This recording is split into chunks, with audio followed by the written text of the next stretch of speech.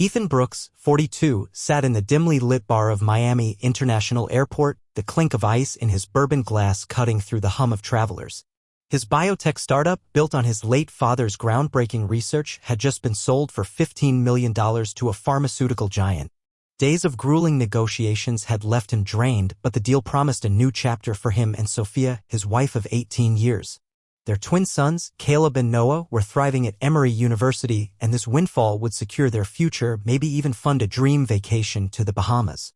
Ethan's lips curved into a tired smile at the thought. But something gnawed at him, a faint unease from their last call. Sophia's voice had been distant, rushed, like she was hiding something. The departure board flickered, mocking him with an overbooked flight to Atlanta.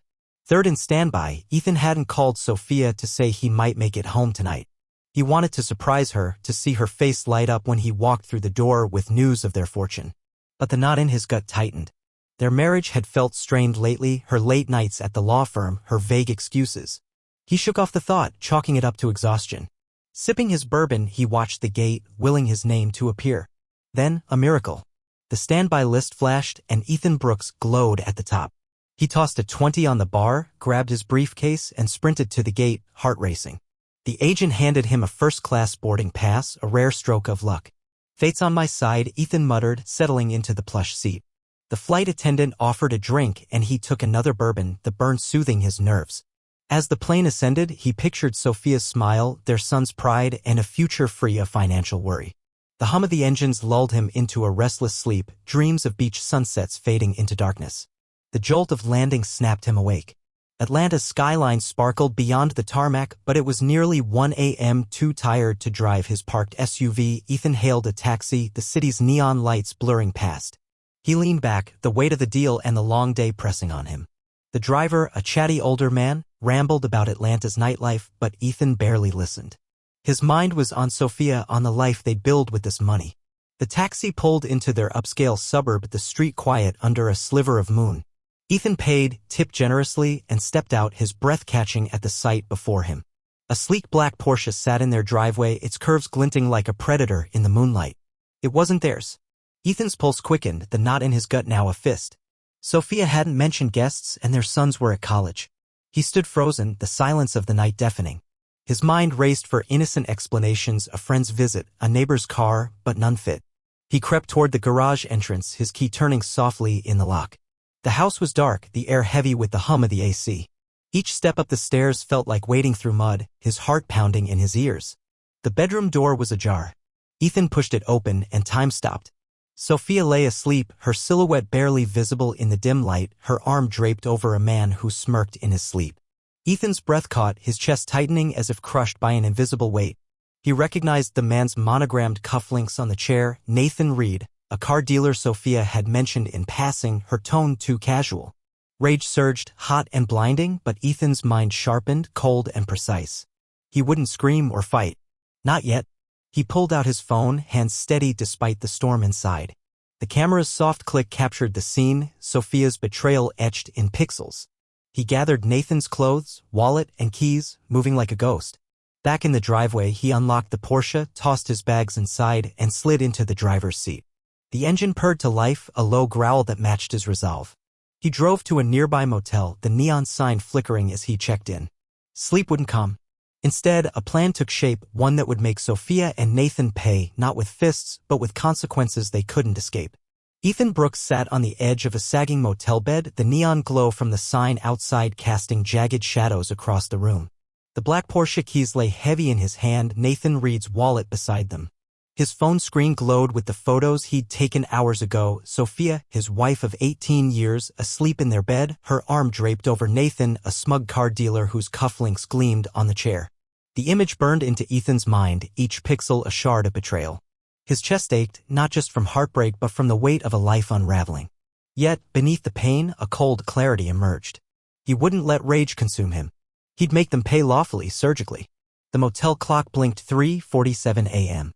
Ethan hadn't slept, his mind racing through memories of Sophia's recent distance, late nights at her law firm, vague excuses about client meetings, her distracted tone during their last call. He dismissed it as stress, but now the truth glared at him. How long had this been going on? Was Nathan the first? The questions gnawed, but answers would come later. For now he needed a plan.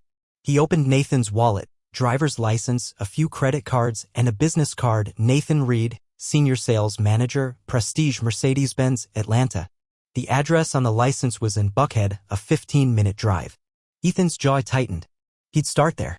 At dawn, the Porsche hummed through Atlanta's quiet streets, its sleek frame out of place among the suburban sprawl. Ethan pulled up to a tidy Buckhead home, a tricycle tipped over near the garage. He rang the bell, gripping Nathan's wallet. A woman in her mid-30s answered, her auburn hair pulled into a messy bun, eyes wary. "Can I help you?" she asked, clutching her phone like a weapon. Ethan raised the wallet, showing Nathan's license. "I'm Ethan Brooks. Your husband was with my wife last night." Her face paled, but she didn't flinch. "I'm Lauren," she said, voice low. "Come in." Inside, the house smelled of coffee and crayons, a stark contrast to the storm brewing. Lauren sat across from Ethan at the kitchen table, her hands trembling as she poured coffee. "Show me," she said. Ethan hesitated, then tilted his phone just enough to reveal a glimpse of Nathan and Sophia, careful not to sear the image into her mind. Lauren's eyes welled up, but her jaw set hard. "He's done this before," she whispered. "A cocktail waitress last year. I forgave him. Stupidly." Ethan nodded, recognizing her pain as his own. "I took his clothes and car," he said. "I want him to feel this." Lauren's gaze sharpened, a flicker of defiance cutting through her tears. "The Porsche is in my name," she said. "Tax reasons. You can keep it for now. But we need to do more." Ethan leaned in, sensing an ally.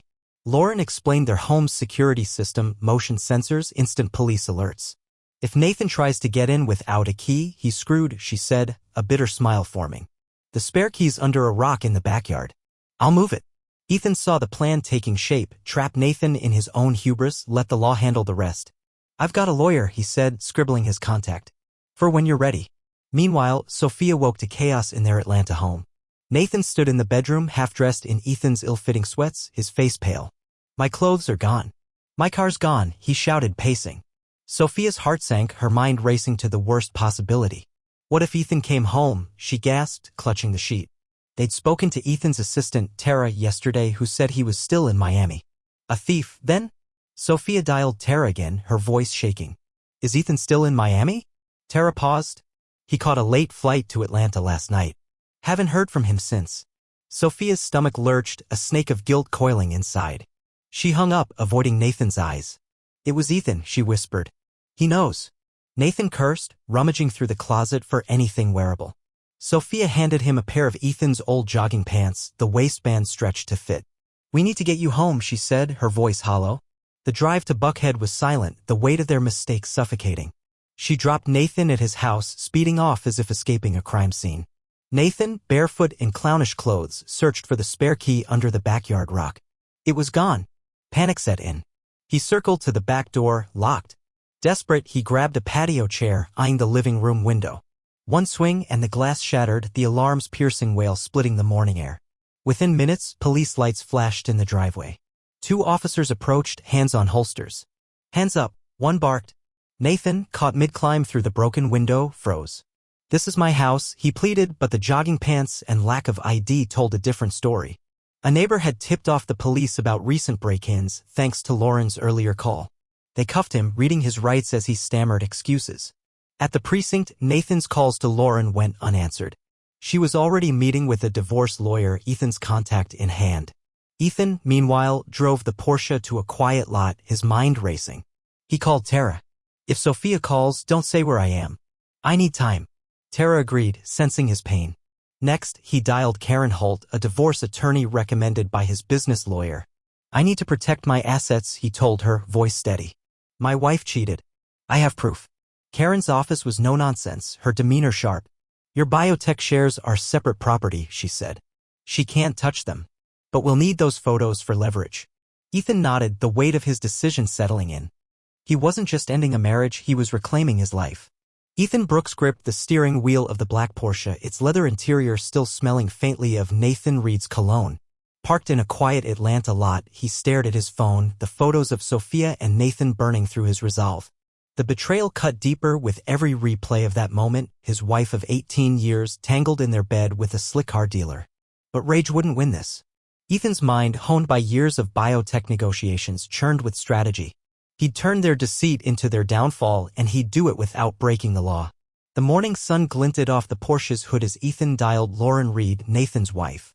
Their meeting at her Buckhead home had forged an unlikely alliance, bonded by shared betrayal. "Lauren, it's Ethan," he said, voice steady. "Any update?" Lauren's tone was sharp, laced with resolve. "Nathan's at the precinct. Tried breaking into our house. The alarm caught him, just like we planned." Ethan's lips twitched, a grim satisfaction. "Good. Keep me posted. I'm meeting my lawyer now." Lauren paused, then added, "I'm filing for divorce today. Your lawyer's number helped." "Thanks." Ethan nodded to himself. "We're in this together. Let's make sure they both pay." He drove to Karen Holt's office, a no-frills space in downtown Atlanta. Karen, a sharp-eyed divorce attorney in her 50s, greeted him with a firm handshake. "You've got a strong case, Ethan," she said, scanning the photos he'd emailed. "Your biotech shares are safe premarital assets. Sophia gets nothing from the $15 million sale. But these photos," she tapped her desk, "they'll ensure she doesn't fight for more than her share of joint assets." Ethan leaned forward, his jaw tight. "I want this clean. No drama. Just justice." Karen nodded. "We'll file today. Papers served by tomorrow. She'll feel the weight of her choices." Ethan's next call was to Tara, his assistant. "Sophia's been calling," Tara said. "I told her you're still in Miami, as you asked." Ethan exhaled. "Perfect. Keep it that way. I need her off balance." He hung up, his plan crystallizing. Nathan's arrest was only the beginning. Sophia needed to face her own reckoning. He texted Lauren, "Let me know when Nathan's out. I'll return the car then."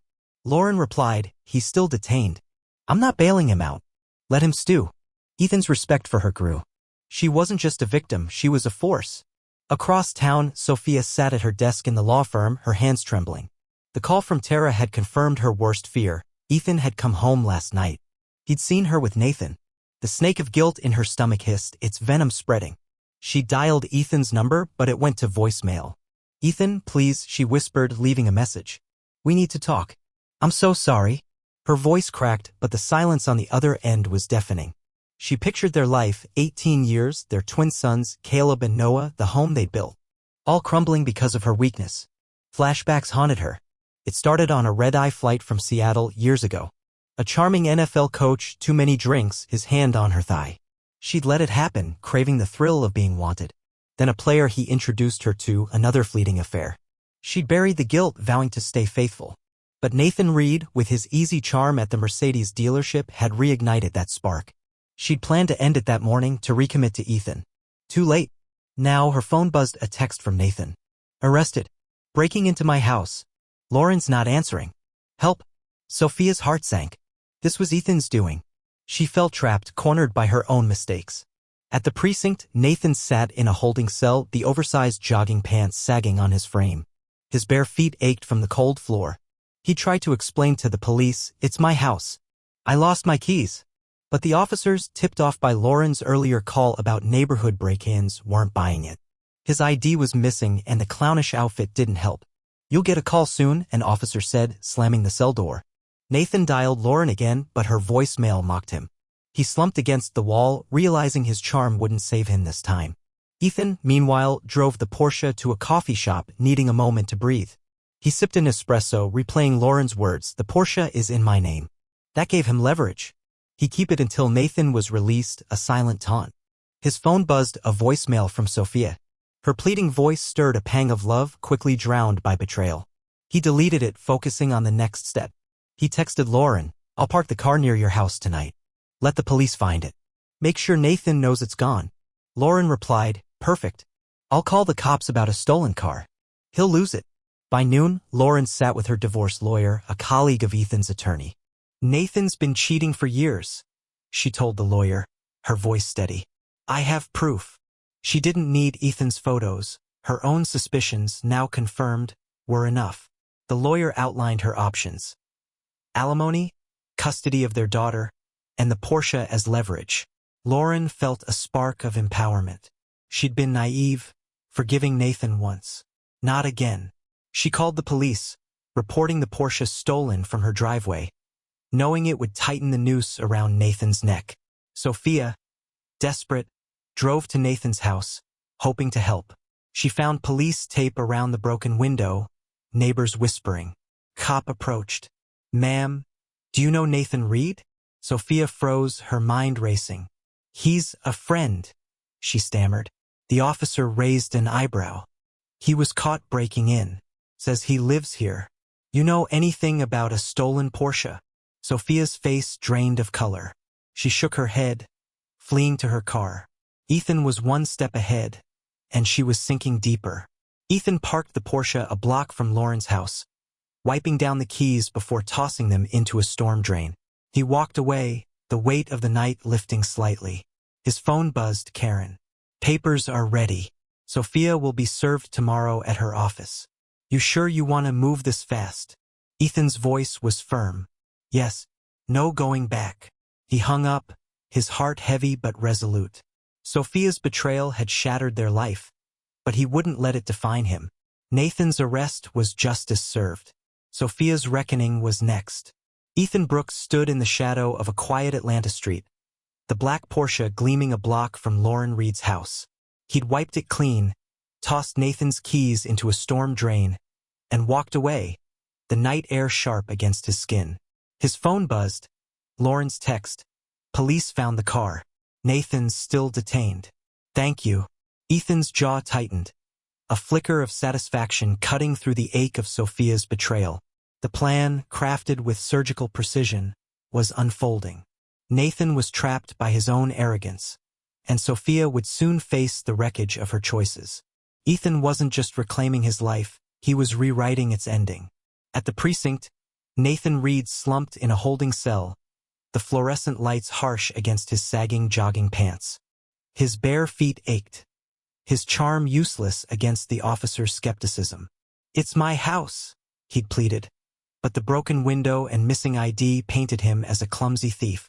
Lauren's refusal to answer his calls left him stranded. He tried Sophia, too, but her phone was off. The reality hit hard. His affair had cost him everything. Cop approached. Your wife reported a stolen Porsche. Know anything about that? Nathan's stomach dropped.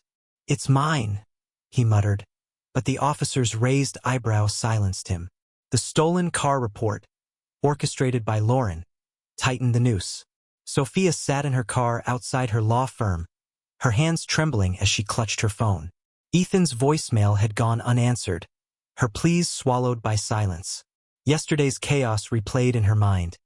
Nathan's panic, the missing Porsche, the police at his house. She'd driven there, hoping to help, only to face a cop's probing questions. A friend, she'd called Nathan, the lie bitter on her tongue.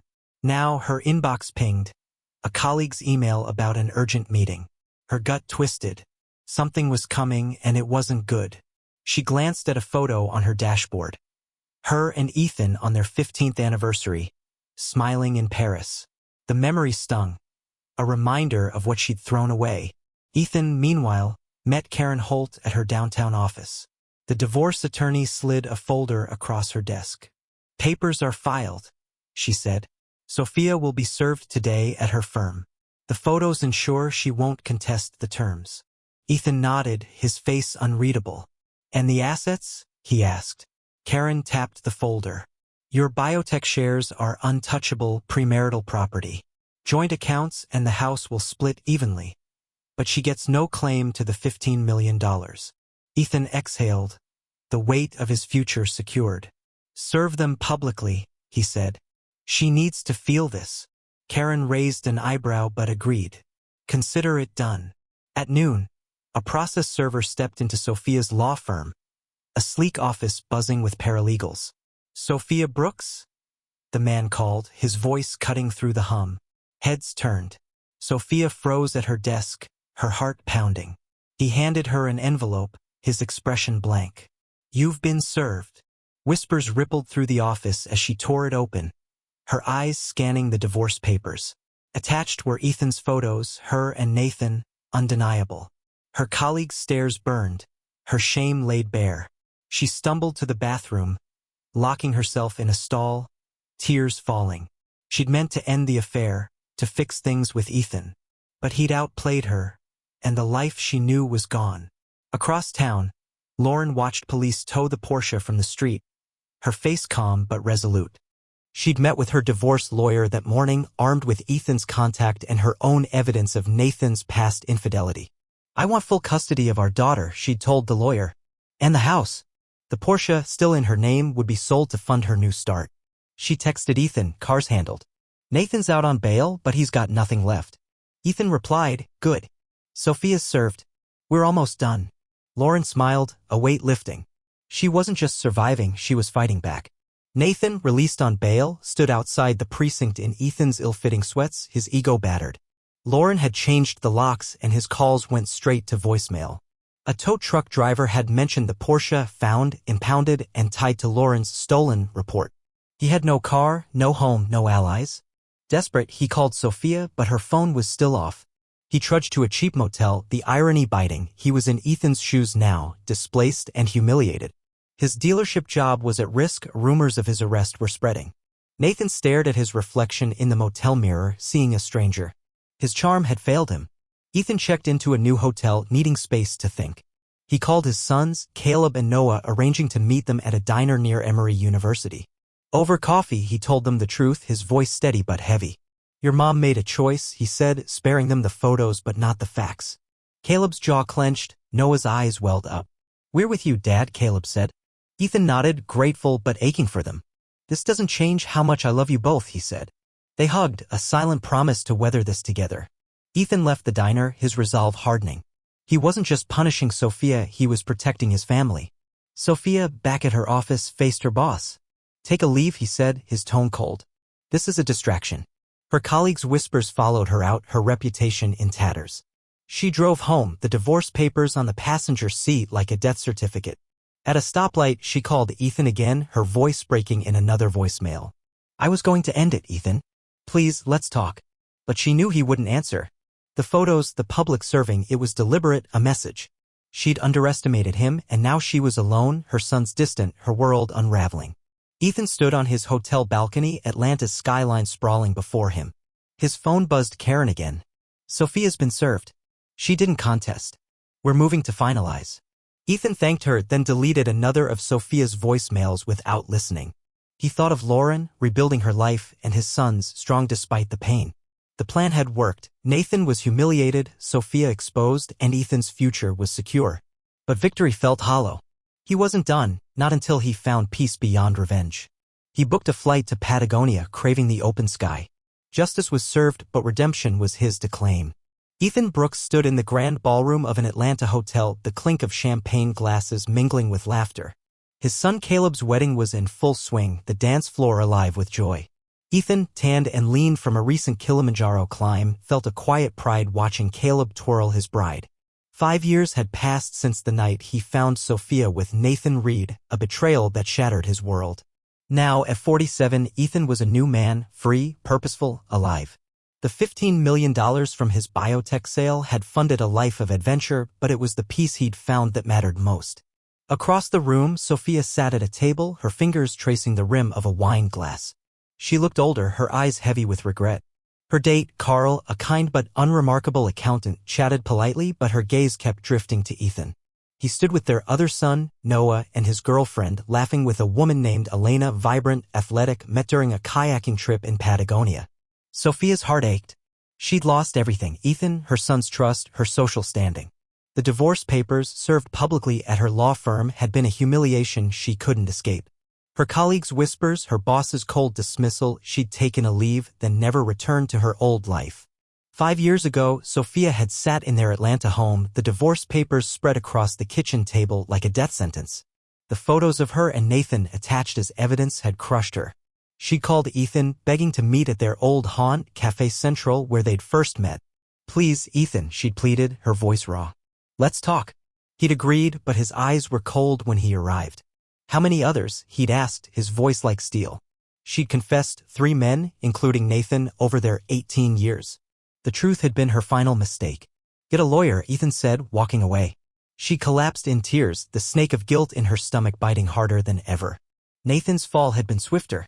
Released on bail after his arrest for breaking into his own home, he'd faced Lauren's divorce filing. The stolen Porsche, returned to her, was sold to fund her new life. Nathan's dealership job vanished. Rumors of his arrest and infidelity spread like wildfire.